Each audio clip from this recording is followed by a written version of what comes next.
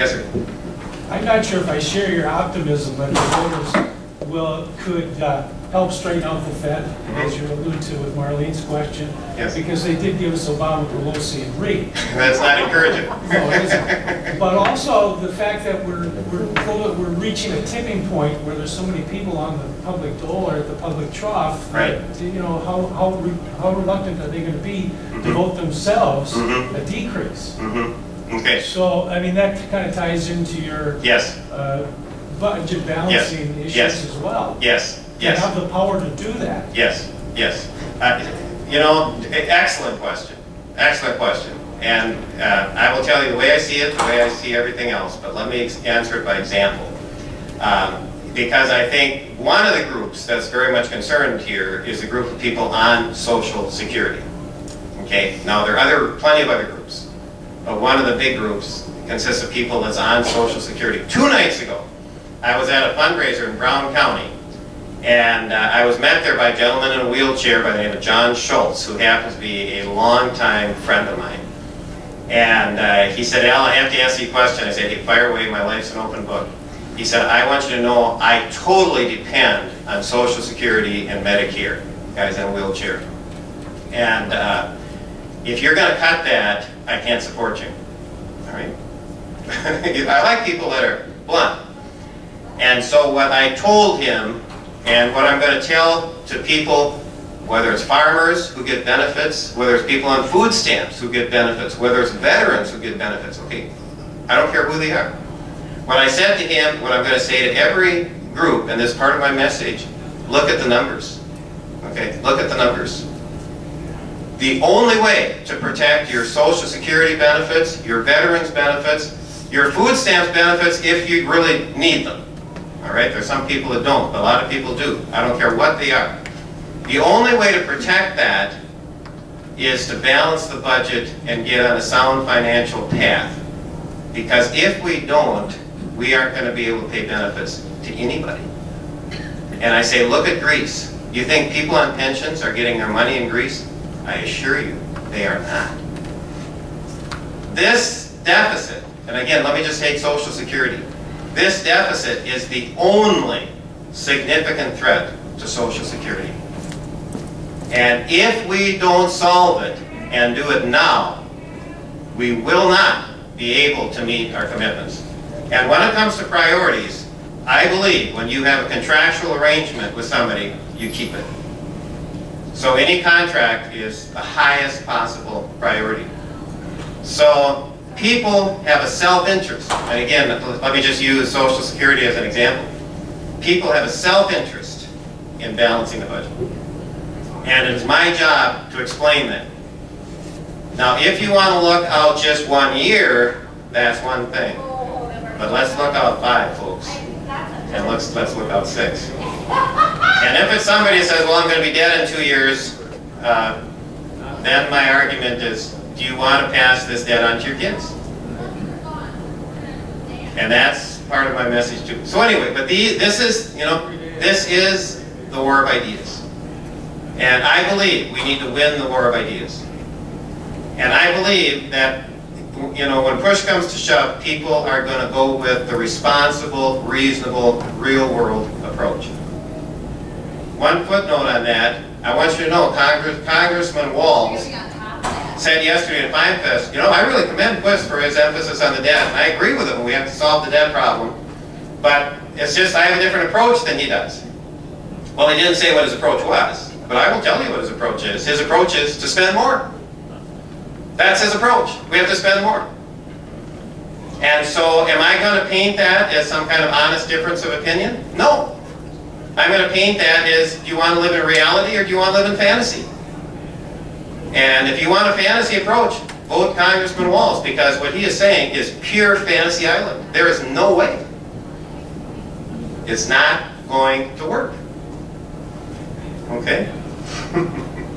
But I really love it when you know, when we grapple with the battle of ideas, and can we win? Can we win the battle of ideas? I'm convinced we can. If we can't, we're done. Yeah. Yes, ma'am.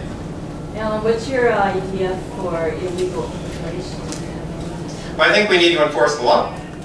Okay, question on illegal immigration. I think we need to enforce the law. And by the way, as far as legal immigrants go, and I have a daughter-in-law and a son-in-law who are both in the process, who are both legal immigrants and are in the process of getting citizenship. And my son-in-law is a native Australian, came here to go to school and married one of my daughters. Okay, and my daughter-in-law is a native Swede. My son was there studying. They got married, had kids, looked at the school system, and found out that homeschools aren't illegal. They just put you in jail if you do it. Okay, and there are no private schools, and so they came here because they want to have the freedom to educate their kids. So I've got 2 people in our family. And the amount of bureaucratic red tape that's put out for legal immigrants is a horror story. So we need to streamline that. But we need, we need to enforce the law. Why isn't that happening? Well, let me be very blunt. The leadership in both parties doesn't want to do it.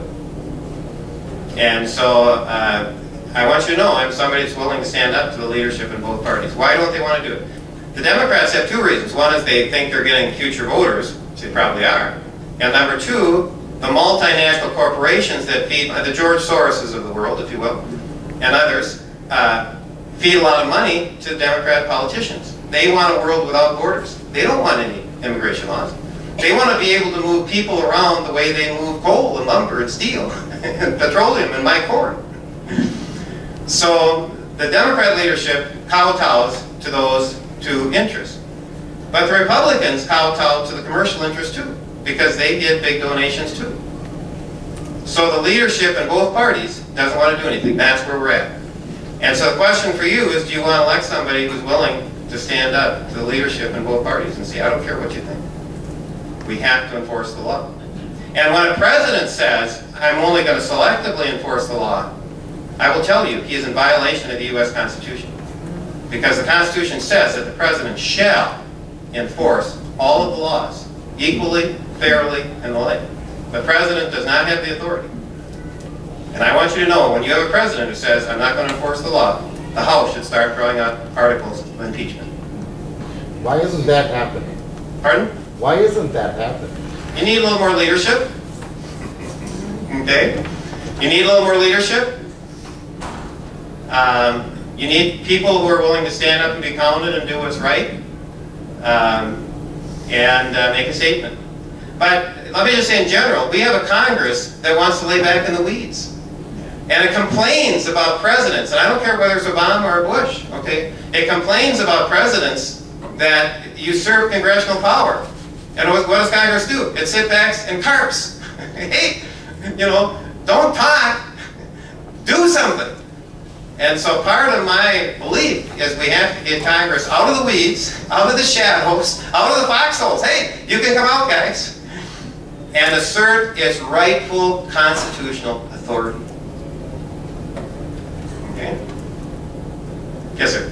On that same line, Secretary of Defense Panetta pretty much told Congress that our military is now under control of the UN and NATO. Mm-hmm. Is that not also impeachable, and are you willing to bring forth impeachable articles?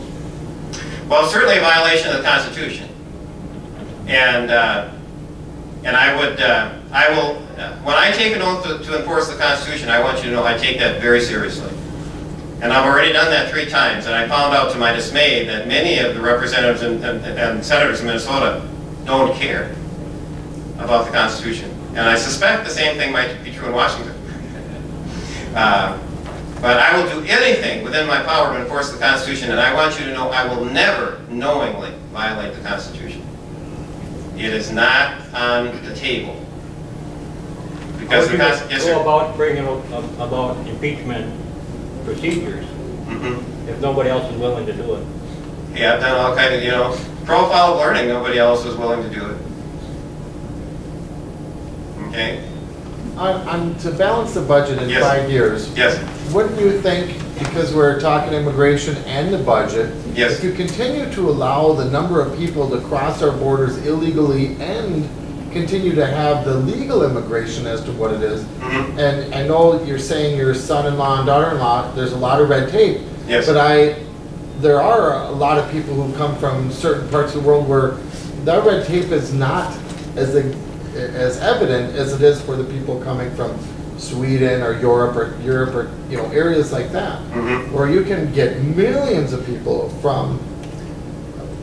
I always hate to, I feel like I'm sounding racist, but if you bring a lot of people from, say, Somalia as humanitarian immigration, they're not actually following the same guidelines. That's a whole other matter. Yeah? Yeah, that's a whole other matter. But if you continue to let 1 million of those people into our country every year under the humanitarian thought, for one, you're getting some of their more educated people, and we're saying, how humanitarian is that to take away their best and their brightest? Yeah, well, you know? Yeah, well, let me just say. Your budget won't be controlled if you continue to let that many people in.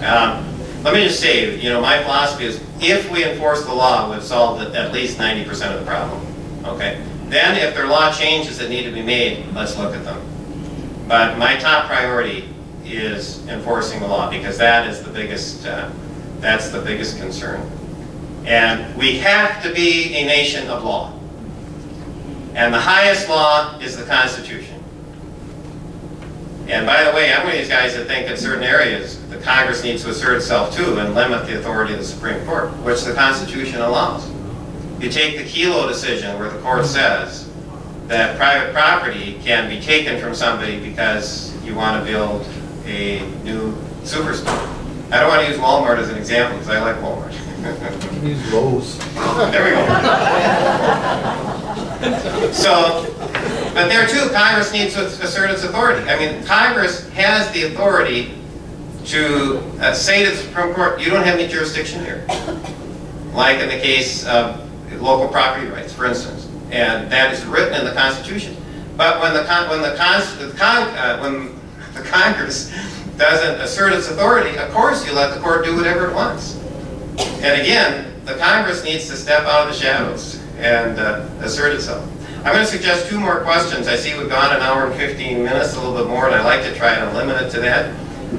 But I'm going to ask for 2 more questions, and then let me say, I will stay as long as you want and talk to you privately. But there comes a time when my chariot turns into a pumpkin. I see my campaign manager starting to fidget, and when she starts to fidget, that means she's saying, you're keeping people pretty long here. Question, yes. When you were talking about that Kelo decision, I think what government was considering is we can make more money in the tax coffers if we push you off your property and move something else in. Right. I don't think that property should ever be taken away from a private citizen for a reason like that. Amen. Well said.